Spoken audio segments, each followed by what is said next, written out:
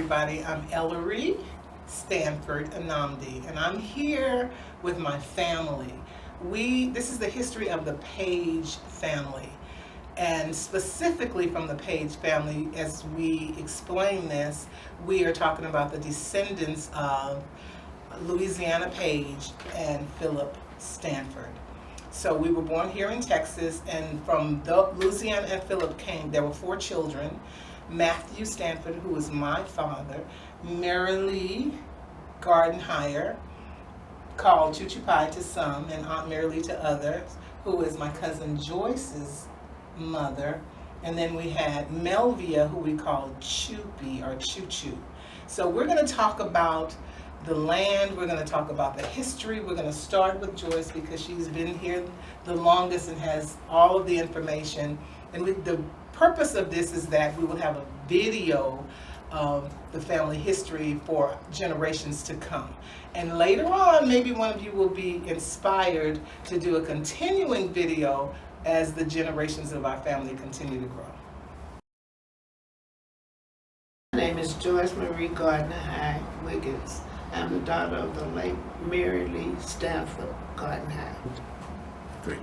Okay, so Joyce, tell us about the Page-Stanford and how they started here in Texas. So we had a grandfather that came from Alabama and a grandmother that was born here, which is Mama in Texas. Yeah, so tell us about Lee.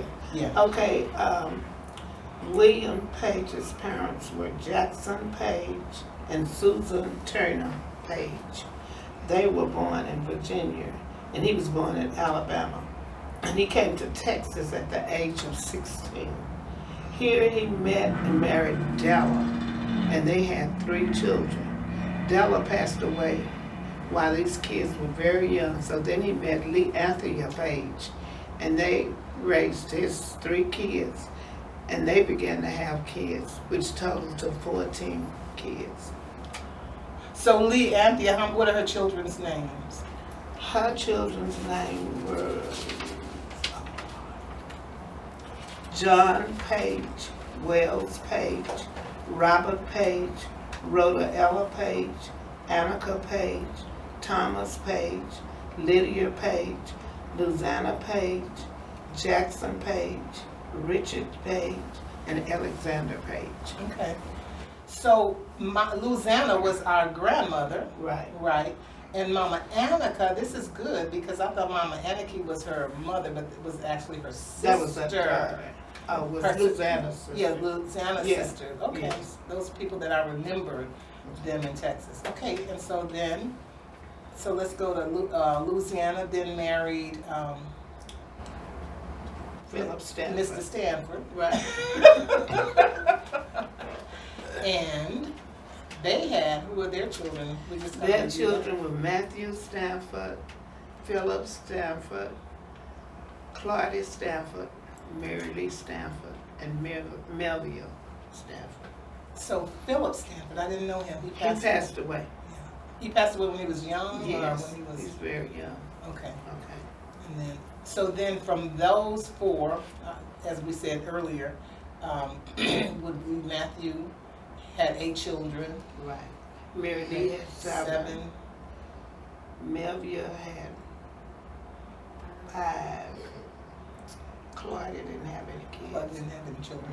So that's where it started, and from there, it goes on and on and on. So Matthew had 8 children. Right. And those children are Matthew Stanford, Michael Stanford, Millicent Stanford, Ellary Stanford, that's me, Evelina Stanford,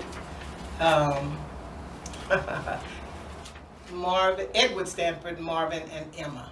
And so there were 8, and then we had children. So let's go through Mary Lee's children, all your sisters and brothers. All righty. Alma has 4 kids. Betty had. Well, tell Alma, Betty, all of your sisters and brothers. Alma, Betty, Joyce, Patricia, Elaine, Richard, and Brenda. Okay, so she had 7 children. So, and then Melvia had Aunt Chupi. All I knew of this. Five. I didn't find out until I was grown that she was Melvia. But anyway, how many children did she have?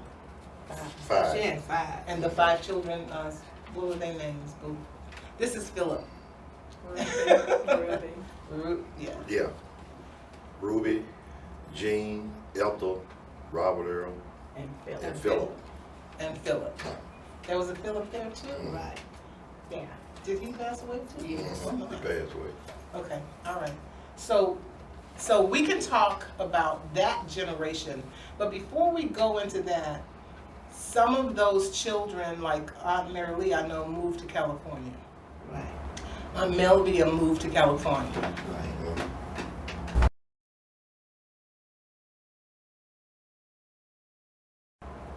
Roll. So before we go any further, I want to take a moment to introduce another family member and her husband, who is Debra. Introduce yourself and your husband. I'm Debra Woodard Edison, 4th generation Page. I come from Mama Lee, Mama Lou, which is Louisiana Page, and then Barbara Jean Johnson Aikens is my mother, who is Melvia Stanford Rouse' daughter. Okay. And who's in? And this His is name. Phillip. This is my husband, Anthony Edison. He's been with the family for probably 50 years. At least. So, and we've been married going on 45. But anyway, he's with us today. Yeah. So, okay, so now we're going to move forward. Before we go, I would like to talk about the family of the Page family here in Texas, and the marriage of Louisiana, Mama Lou, and Phillip.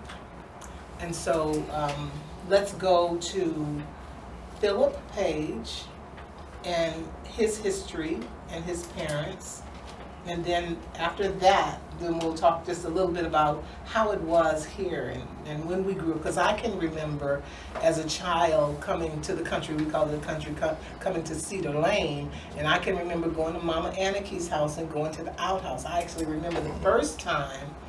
And they were funny people, because they sent me out to the house in the middle of the night. It was dark.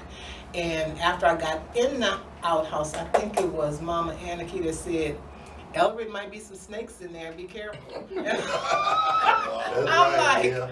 here I am. I couldn't have been any more than 5 or something Yeah. like that, and I'm ready to go to the bathroom. But now I have to worry about snakes. Well, that was because they didn't send us when we were at night. They didn't send you out there? Yeah. No. Okay. Well, it was dark. It might have been Yeah. dust. Yeah. Whether the sun Yeah, wasn't but at shining. night we could go. Yeah. Okay. So, tell us about Phillip Stanford. Phillip Stanford, okay. His mother was Catherine Boone Richardson Stanford. His father was Cooper Stanford. And his brothers and sisters were Theophilus Richardson, Taylor Richardson, Adam Richardson, Elijah Richardson, Phillip Stanford, Ellary Stanford, Alice Stanford, Matthew Stanford, Vassie Stanford, and Edward Stanford. Wow. Wow. That's really interesting, because all of my siblings are named. Many of them. I'm Ellary, named after Uncle Uncle Ellary. Ellary. Right. Then my brother is Matthew. Who else was up there? Phillip. Phillip. Edward. Yeah, And and Edward. Ellary. Yeah, so the names are repeating Yeah. and repeating and repeating. So, okay. And there's a lot of Phillips that's been through the, Right. Yeah. Yeah. Phillip is a very popular name in our family. as is his name is Philip. Okay, and let me add Mama Lee's siblings. Her parents were Jackson Thomas, Elizabeth Betsy Thomas, and her siblings were Thomas, Nancy Thomas, Willis Thomas, Rhoda Thomas Walker. She has a daughter that was named after that sister. And then Leathia Thomas Page. Okay. Okay. Awesome. And from listening to a lot of them, they said that Mama Lee was very stern. I said, if we had to come along, we probably would have had to change her. She'd have beat us to death. Especially me. I've been getting a whipping every 5 minutes. Wow. And then I want to go back to Phillip Woodard. I was always afraid of his voice, and he was just nice as he can be, but it's just the voice that scared me. So one morning, he told Jean, go carry the tractor to the field. So I got up because I was scared. I got up and put my clothes on. Jean, don't get up. And she did her hands on the wood floor to sound like we were up. And she went on back to sleep, and I heard him come through there. I jumped up. He said, Joyce, go carry the tractor to the field. I said, okay. I said, oh, Lord, he must be going to get a new tractor.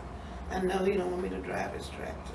So I got out there, and I did get it started. And then I pushed something. The tractor started going backwards. I said, oh, that's wrong. So then I pushed it again and went forward. So I said, oh, I'm really doing it. So then I started going kind of slow. I said, let me see if I can go a little bit faster. I started going faster. When I got to Mary's house, I almost ran into it. I went on down a little bit further, and it was a little small bridge and a ditch. I ended up half of the tractor was on the bridge, and the other half was in the ditch. So I finally got it out the ditch. Then when I got to the field, I knocked down 3 rows of cotton at the end. So I guess he said, I won't ask her to drive nothing no more. That's what. So how old were you when this happened? Shoot, that was probably about in the 7th grade. Wow. So you're talking about 12 maybe? And then another thing, Cousin Fema would always go to sleep, so we know we could just do what we wanted to. This was at the home place. So we found this wood box and went in and got her white starched iron scarf and her collectibles and put it on this box, decorated it real pretty. And she had some beautiful blue and white china. We got her china, and whatever she had cooked, the 5 of us, we had enough on that plate for the 5 of us. So I had to pass by her sleep with this china plate and food, and I got the tip so I don't kick her foot and wake her up. I said, oh Lord, if she wake up, I know I'm gonna get a whipping. But anyway, we made it. She never did find out about it. But we were always doing mischievous things. That was Jean, Robert Earl, Don, Pat, and myself. We grew up like sisters and brothers. So we were always getting into mischievous things. Okay. Mama Lee was a very giving person. You know, she had plenty and she didn't mind sharing. So that was a young man and his mother that lived a few areas from them. But anyway, the guy was kind of slow. So his mother would send him, say, go to Aunt Lee's and tell her to send me some meal. Okay, he walked down there. Mama Lee give him the meal. He come back again. Mama say, send her some sugar and flour. Mama Lee send that to him. Then he come back. Mama say, send her some eggs. Mama Lee said, go back and tell Mama to just say, send her some cornbread. I've been making all these trips.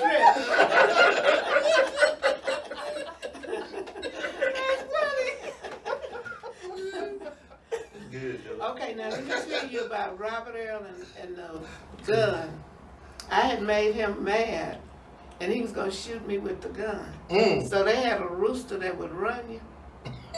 And when he got his gun, he told me, I'm finna shoot you. I started running from his house to Aunt Mary's house, which was about, I guess, what, a mile? Less than a mile. Yeah. But anyway, I was running, and the rooster was running after me. So you know I really had to run. I was so tired from running. And then when we got to Aunt Mary's, he said, it's not any bullets in there. Girl, you know I'm not going to shoot you. You was more afraid of the rooster than Then I mean, that rooster could run. That's hilarious.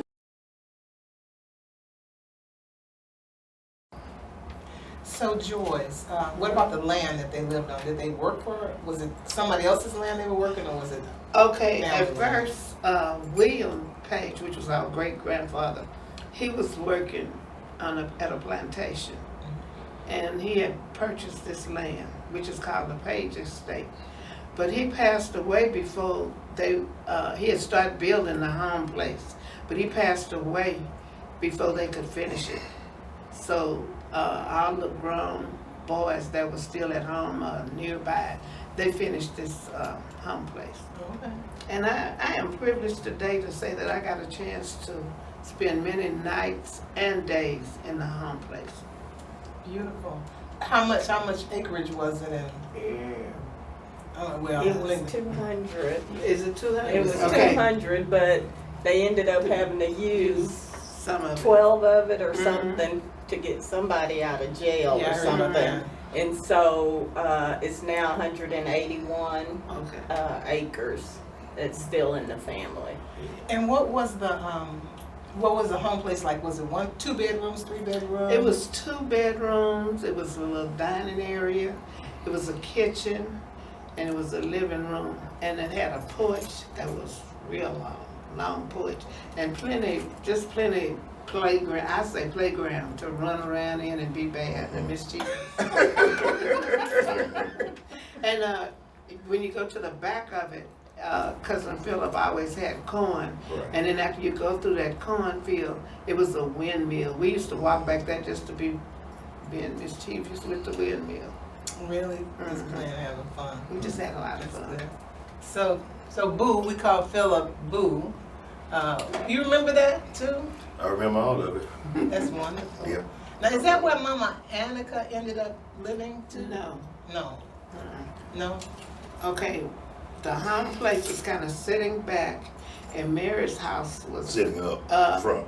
in Uncle Pap's store. At the time, until I started doing history, I always wondered what that little house was, but I never did bother about asking or trying to peep in there to see. But I found out when I started doing this family history, that was his general store. And it was, you remember the slough way from From the Mama- home place Yeah. to Mama's Mama house. Annika's? Mhm. Mama Annika's house was down a little bit further. Okay. But along that flue was a lot of grapes. And you talk Right. about sweet and good. That's We wonderful. discovered everything. Okay. Cool. All right. So, Mr. So there was a foot log or something, right? What, Was it a, with the house? yeah, No, it was a The little building. It was just a Oh, okay. building. okay. But you know, we never asked questions, and they must have said, don't go in there or something. It's the one we didn't discover that. I remember at Mama Annika's house, she had a cistern. I remember that caught water, Uh-huh. that they got water from Yeah. on the outside of the house. And then she was there this well that you pump. I remember the Yeah. well. Mhm. And Yeah, you between- had to pump yeah. it. Yeah. And The between her clear water house, come out of there. in between her house and Uncle Tom's house was a slough. And it stayed, it was always water there. What's a slough? Well, Like It's a a little body body of of water. about It's about- like a about natural that much. drain. Yeah. Cause see, Okay. even going from Mama Annika's where those grapes were, that was the slough too. Mhm. All of that connected. And together. figs. Uh-huh. Yeah, but it was in between Uncle Mhm. Tom's house and And Mama Mama Annika's Annika's house And then it ran all the way across over to Mama's house in the Right. back. in the Mhm. back. Right, Yeah. right, Okay. right. All right.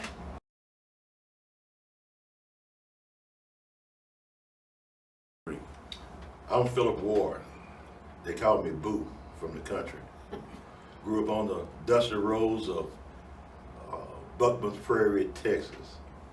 We came up knowing how to treat one another with love, respect, and knowing how to work. In the country, my grandfather, who was Philip Woodard, pretty much raised us. And that was FEMA Woodard's husband. Also, my parents, before I get to going, was Dave and Ethel Ward. My grandmother was Choo Choo. And in the country, we raised a whole lot of cotton, peas, beans, all type of stuff. And I grew up with my kind of grandfather on Buckman Prairie, they thought I was picking cotton, but I was really going to him, taking the cotton to the gin, in other words.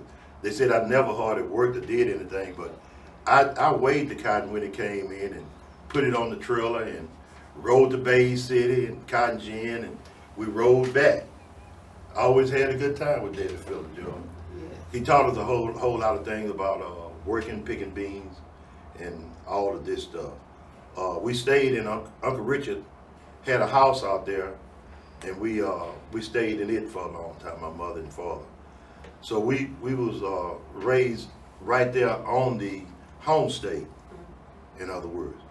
And a whole lot of times that when we first come in, you'll see Uncle Richard house, then you see my Manikin house, then you see a Mary house, and in the back of Mary house was Mama's house, who we call FEMA.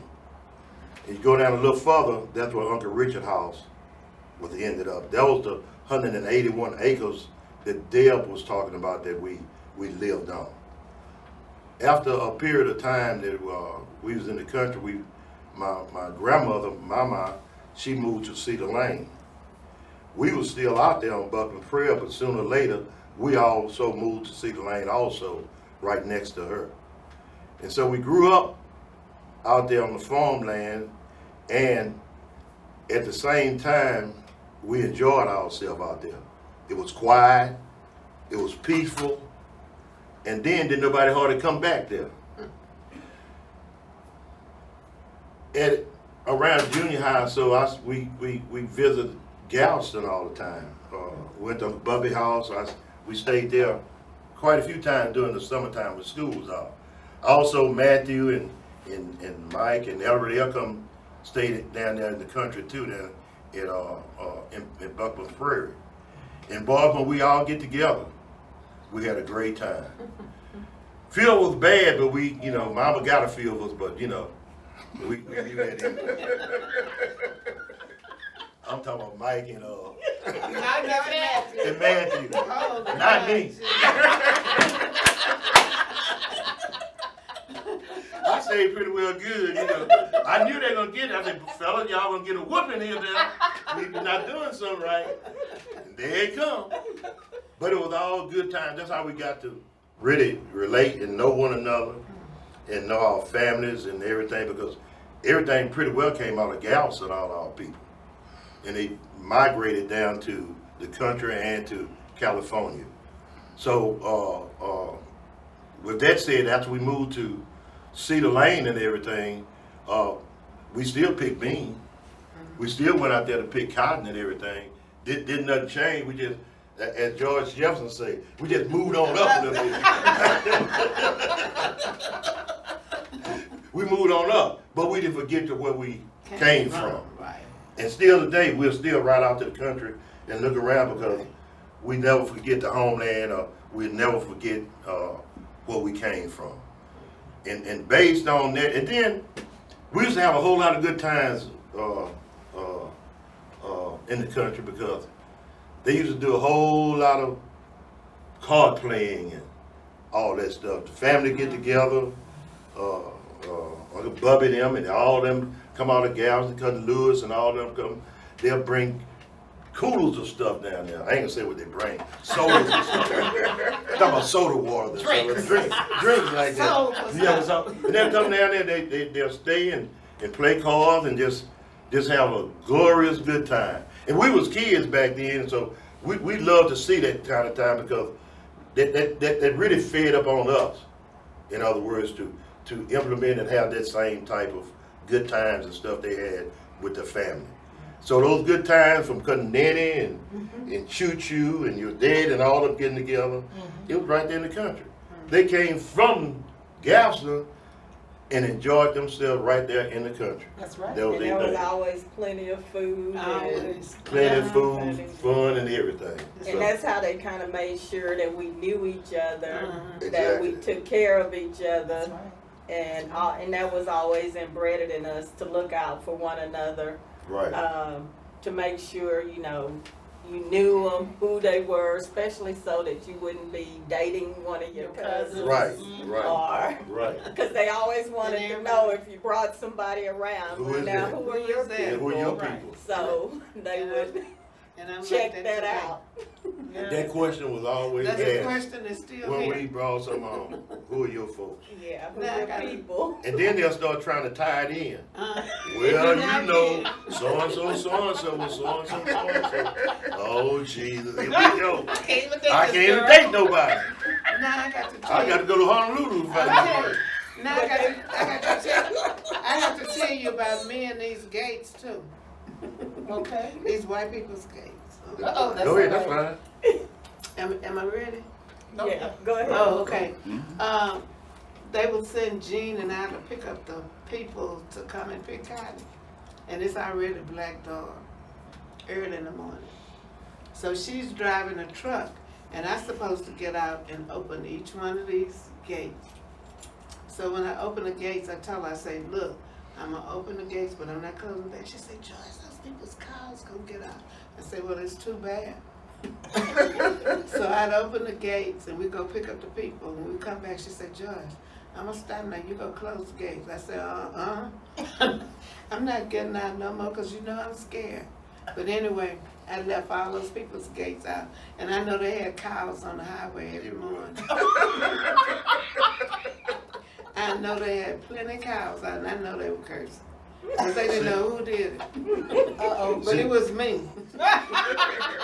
Now you can. See, George, you was the one that they thought could drive the tractor, Yeah. but I'm the one really drove. I know that's I was a tractor driver. Well, I wasn't. I think I was driving the tractor from Buckland Prairie to Sea Lane at age 3. Oh, What? no.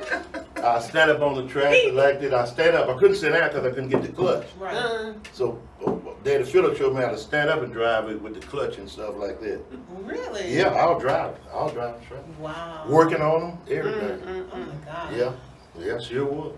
That's So he took the tractor from George. He knew George couldn't drive the thing. Huh, Honey, boom, you go ahead and drive the He tractor. wouldn't have had a George. tractor if he let me drive it. I guess. Yeah, we did plowing, we did I know he did was. all of that stuff. I know he was saying, Lord, why did I let her drive my tractor? Yeah. Oh, thing. Oh, I almost hit me Mary's house. I said, oh, Jesus. Well, And then we used to stand out Buckland Prairie. We used to go in the Sea Lane. One of Daddy Phillip had a little place up there called Tiggs. Oh. Okay. Tell us Miss about- A. Round, Miss A. Round, y'all know Miss A. yeah, Round. it's a Yeah, little that's beer what- joint. The beer joint up there. So they'd go out there and sit on the front porch. Then they wasn't drinking or nothing like that. Right, They, right. they were deacons in the church. They was drinking and all that kind of stuff like that in the public. They didn't see me. I'd go up there and sit up there. So we have to sneak off from Dale. Because Dale want to go with us all the time. This is a men's trip. You know what I mean? Lord. So we leave Dale. What we say, Dale? How we fooling? I don't know. We're fooling, and they think that we gone. Leave us sitting at the house. Oh, Dale. Oh, damn. She got left out. But you get to learn a whole lot of stuff sitting back then. Uh-huh. As a little kid, you get to learn a whole lot of stuff sitting and listening to them Yeah. old men and talking Okay. Yeah. and everything. Yeah. But you got to have an ear to be listening. I so, know them, you hear what they say. They hear what they say. Now let me tell y'all another story about Paul Uncle Tom. Gene and I always wanted to go to Galveston with him. So he'd leave early in the morning, it's black dark, and you know I was a scary sister. But anyway, as soon as we get in the truck, she'd go to sleep. I said, Gene, you always going to sleep. I said, Uncle Tom, I almost went in the ditch. She said, he did. I said, So the next time we went to Galveston, I said, now you remember what I told you about him going in the ditch? She said, okay, she went to sleep anyway. We ended up in the ditch. I woke up, I said, Gene, we're in the ditch. I said, I'm not about to get out of there and push you out the ditch, because it's still black dog. She said, we're in the ditch. I said, I told you not to go to sleep. I said, you gonna get out and push him? She said, Paul could tell him had to push his own truck out there. We were sitting up there. But we still love to go to Galveston with him. Yeah. And he sure did drive bad. I don't know how we made it to Galveston, but we made it there and back. Well, I remember this story Mama telling Mama Fema, who was Annika Page's daughter, talking about Uncle Tom in Galveston, and I don't know, going on a one-way street, going the wrong way, and Mama Annika telling him, Tom, we going the wrong way. Why ain't going but one way? And that's the one way I'm gonna That was the one way. I'm going one way. And I remember But one, they were were a really lot of funny. stories. Yeah. And then one time, Leola was that's Uncle Richard's daughter, she was in the hospital in Houston. So Mama Annika, Robert Earl, and they all went out. We rode with Uncle Tom to Houston. He drove so bad, I said, oh Lord, I think I'm gonna stay over here. But anyway, Uncle Richard was gonna lead us to the hospital. So I said, you know what, I'm gonna go get in the car with him. I got in the car with him. Uncle Tom drove slow and bad. He drove fast and bad. I said, golly, how did they get a license? And how did he drive in Houston? I was so scared I didn't know what to do. I said, oh Lord, please help me. You know how he drove in Houston? Ain't Maddie. Well, he was Ain't driving. Maddie telling Richie, you get turn here. You watch it, Richie. She used to be the other driver. You didn't know that? She's a navigator. Yeah, she was navigating. They'll pull out from the house before they back out the truck. Richie hold up with the car coming. Uncle Richard ain't looking, he just backing up, you know what I mean? He ain't looking nowhere, he just, okay, man, I got it.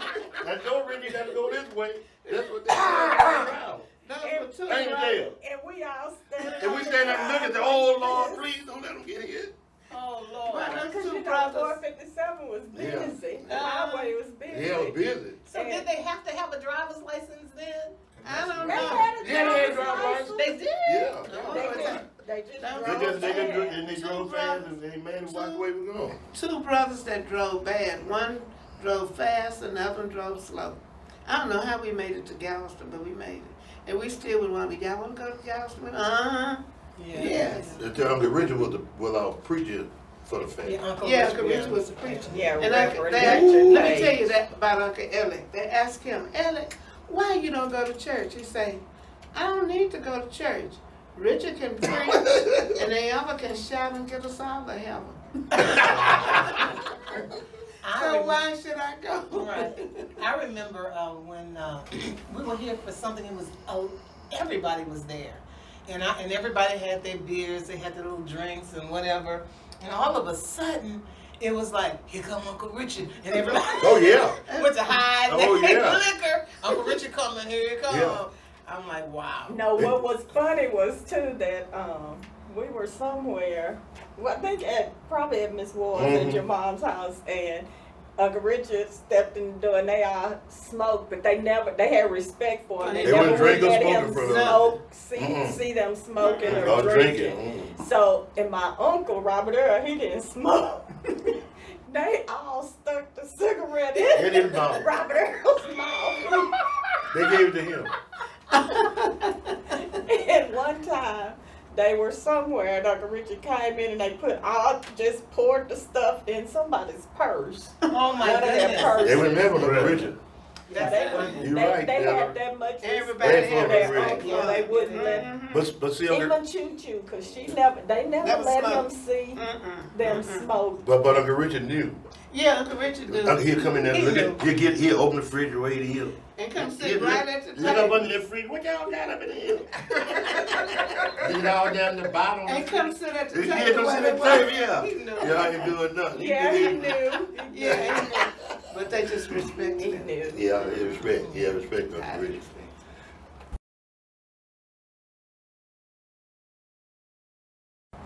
Three. Okay, I'm Debra Woodard Edison, and I am the daughter of Barbara Jean Johnson Aikens. I'm the granddaughter of Melvia Stanford Rouse. I'm the great-granddaughter of Louisiana Page and the great-great-granddaughter of Leanthea Page. So I'm a fifth generation. I think I said fourth, but I'm a fifth.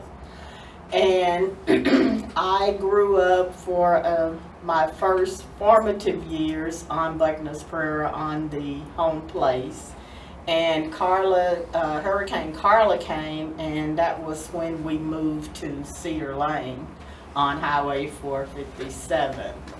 But I had lots of fun times. I grew up, my mom was raised by Fema Jones Woodard, who is Annika Page's daughter, who raised my mom, Barbara Akins, and Ethel Ward, which were Melvia Stanford Rouse children.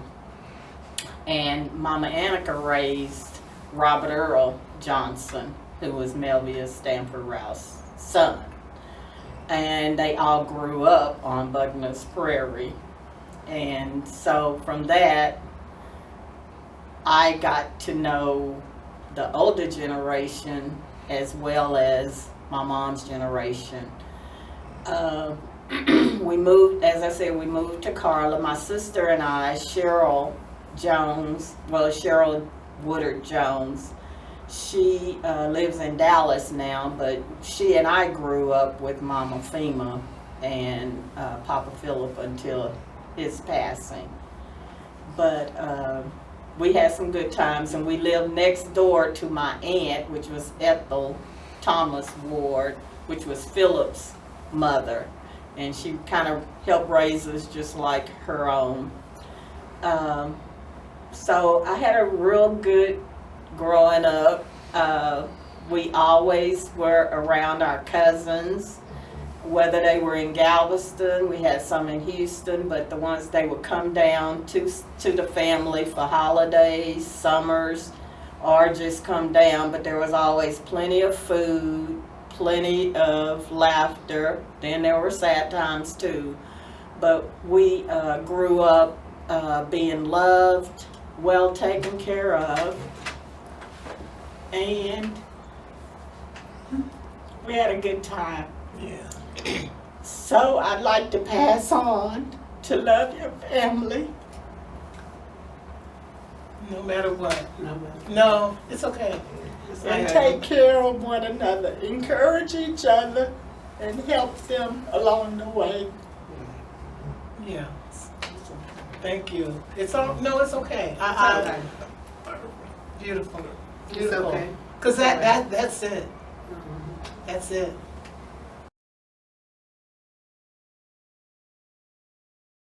Of what this is all about, because we were taught that your family is your family. Good, bad, ugly, indifferent. You may not like everything that they do, but you still love them. You can't disown your family for any reason.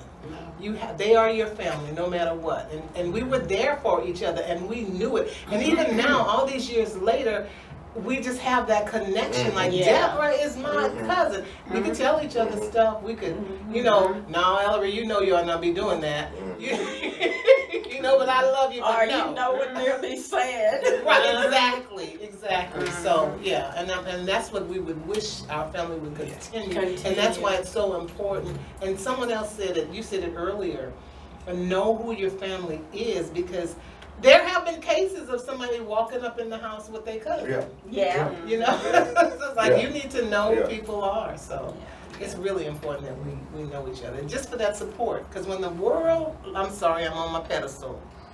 When the world turns against you, or you feel that the world has turned against you, your family is always there for you, Yeah. supporting That's you, true. loving you. You know, we're not gonna treat you like the world will. Right. So, yeah. Well, and another thing, our family always stressed education and being able to, so that you can do better than the previous generation or whatever, and to pass along. So a lot of that was instilled. A lot of the family from Texas got started when they finished high school, like my mom, his mother. I think they were the first two to go to Prairie View, A&M University. And there has been like, I think there's been a total of 12 in the family that have gone there and graduated. So they always were pushing you and wanting you to do better and to do good. or be productive, and so that you can help the next person. Yeah. The Rolling. Okay, I don't ever want to leave this out. I just wanted to say that I was reared by one of the Page siblings, Rhoda Ella Page. And I mean, she was just like mama and daddy to me. Yeah. She was my grandmother's sister, but she was a jewel to me. And I never will forget her. She's a beautiful woman. That's Yeah, what I. she That's was. what I also want to say. You know, that was very important to me. That our family stepped in when people had children or someone was having a difficult time. You just stepped in and you took care of the family's children, period. No question. There was no foster care called in. There was, none of that. CPS. Auntie, Most of the aunts, uncles, and aunts, uncles, grandmother yeah, took we care of did that. everybody. And I know my father really instilled that in me, so, I mean, even in my lifetime, there have been times it's like, sister having a problem, bring them over here. And that's just what we did. And you were gonna say? I think the foundation of our history, I think saying that as far as the Page family, I think the foundation of our history came from knowing God. And them taking us to where the church, instilling us spiritual things that would help us, as y'all said, to love, to take other people in when we really don't have to. But because of the Jesus that we have in us, the Holy Spirit that we have in us, the love for Christ that we have in us, help us to do those things. And we can say, your daddy was a deacon in the church. Yes, he was. Uncle Richard. Yes. I mean, we got a whole lot of them come up, and a whole lot of men come up in the church, and they taught all of us how to come to church and how to have church. Because we used to be out there preaching to the ants and the bugs sometimes, with choir and all that kind of stuff in the country. You know what I mean? I mean, it was just in us. Yeah. We wasn't in church, but we was having a good time. We just stopped. We're gonna have some church right now. As little kids, We would play we church. played church, and it brought us up to the Holy Ghost caught them, and we in church. So that foundation back then Yeah. instilled in us that godly thing, Yeah, the love of God. the love of God, and we're still serving today.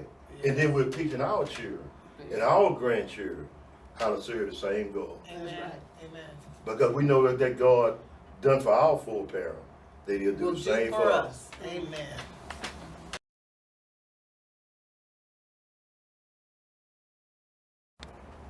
One of the things I love that, but I also love that they were mischievous.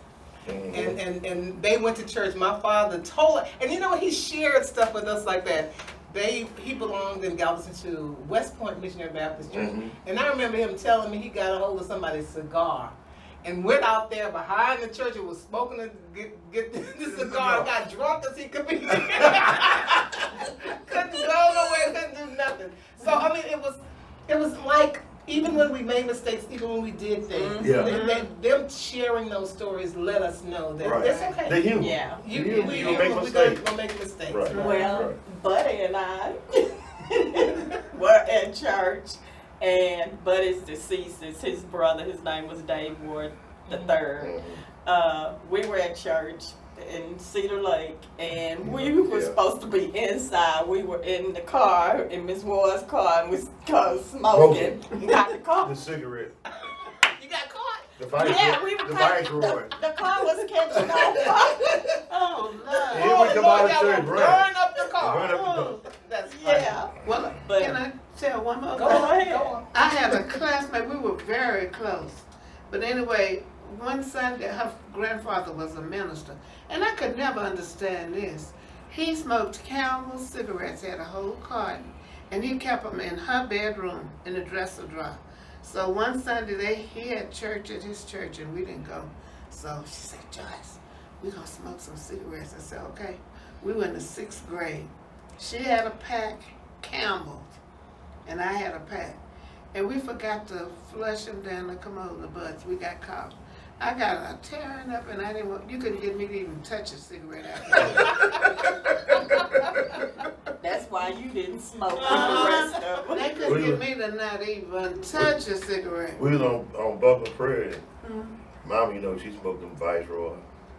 And one day I was going to try one of them. She wasn't looking. I was smoking and smoking. My mom was calling me. I was outside. She called me outside, ran the house smoking. She said, "Oh, that's all right. Come on in. Bring the cigarettes on with you. Sit at the table here." I sat at that table. Mama made me smoke all them cigarettes until I got down to one. I couldn't smoke it. I got sick. I got dizzy. I got to throw it up, all kinds of heaving, all kinds of stuff. See, she used to make them go to the stove, you know, ain't have no matches. Light the thing on the stove, it'd come back, the whole thing be black after I come back. You know, the white paper just be black. And so I said, well, I'm gonna try one of these things. I never should have, but I'm glad I did. Cause you don't smoke. Because I don't smoke today. I don't smoke cigarettes today. Thank God. Thank you, Jesus. All right. I learned early. I know. You don't want these. These was Camel cigarettes, and they were the strongest. Yeah, they was the thing. I don't know how we tried to smoke those things. We just bad, George. But the priest will hide it in the baby's bed. Hey, George. That's why we look so good in the day and we don't smoke. At 81 years old. All right. Yeah.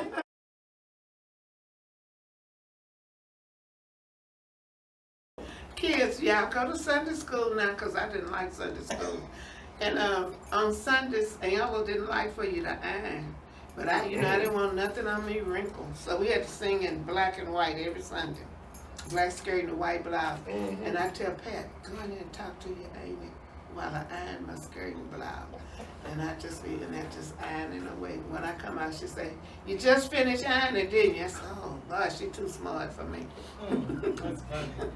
Well, I remember though, we did not iron, you did not wash, we did not. They cooked on Saturday for Sunday. All they did was warm But do the you know meal. that's biblical? I'm sorry. I know That it is is, biblical. but I didn't know it at the Yeah, time. yeah, But it is. Well, But they did not do anything, and I used to try to iron too. I only did it one time, but you didn't iron, you didn't cook, You didn't do do nothing. anything but go to church. That's it. And I used to say we went to church at Bethlehem in Cedar Lake, and we lived in Cedar Lane. So when I guess when I could remember, we had first and third. So the other Sundays we went to other church. Oh, okay. Then once we started having full service. In Shiloh, we would go to Sunday school, and then we go to Cedar Lake to church. Then we come back a Sunday evening on BTU. So, I used to say, when I get grown, I am not going to church. Now I'll be in church all the time. I know. yeah, when I graduate from high school, I'm graduating from everything, church too. So none of this is new, right? None of this is new thought. But anyway, the moral of the story, you need Jesus, so go to church. And we all go through that phase. Listen, I really needed him.